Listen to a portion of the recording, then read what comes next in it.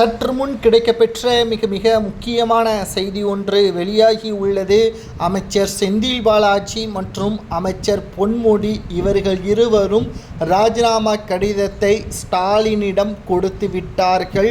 ஸ்டாலின் இன்று மாலை 6:30 மணி அளவிற்குள் ஆளுநர் மாளிகைக்கு கடிதத்தை அனுப்பிவிடுவார் என்ற தகவல் வெளியாகி உள்ளது. காரணம், இன்று ஆளுநர் RN ரவி அவர்கள் ஊட்டியில் இருந்து சென்னைக்கு வர உள்ளார். ஊட்டியில் உதகையில் துணைவேந்தர்கள் மாநாட்டில் முடித்துவிட்டு இன்று சென்னைக்கு வந்த நிலையில் ஒரே முடிவாக தற்பொழுது இருவரும் ஒரே கையெழுத்தில் இருவரது பதவியும் பறிபோகிறது. ஆளுநர் நினைத்ததை சாதித்துவிட்டார்.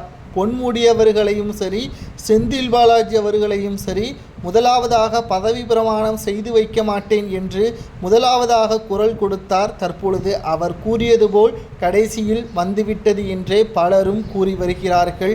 பொன்முடி அவர்கள் குற்றவாளி, அவருக்கு நான் பதவி பிரமாணம் செய்து வைக்க மாட்டேன் என்று உச்சநீதிமன்றம் வரை சென்றுதான் கடைசியில் ஆளுநர் RN ரவி அவர்களுக்கு ஸ்டாலின் அவர்கள் உத்தரவை பிறப்பித்தார். ஆனால் தற்பொழுது நடந்தது என்ன? ஆளுநர் நினைத்தது தான் நடந்திருக்கிறது. செந்தில் பாலாஜி அவர்களுக்கும் அதேபோல்தான் ஒரு குற்றவாளியாக நீதிமன்றம் சந்தேகத்தின் அடிப்படையில் வைத்திருக்கக்கூடிய நிலையில் அவருக்கு ஜாமீன் கிடைத்த 2 நாளில் அமைச்சர் பதவியை கொடுத்து அழகு பார்த்தார் ஸ்டாலின் அவர்கள். ஆனால் இப்பொழுது நடந்தது என்ன? அமைச்சர் பதவி பறிபோகிவிட்டது. சரி, இவர்கள் இருவருக்கும் அமைச்சர் பதவி பறிபோகிவிட்டது. அடுத்து நடக்கப் போவது என்ன என்று நாம் பார்க்கும் பொழுது, நிச்சயமாக பொன்முடி அவர்கள் குறிப்பிட்ட சமூகத்தினரை இழிவாக பேசினார், பெண்களை அவதூறாக பேசினார் என்று திமுகவை முன்வந்து நிர்வாகிகள் அனைவரும் பொன்முடி பதவியை பறிக்க வேண்டும் என்று கூறியிருந்தார்கள்.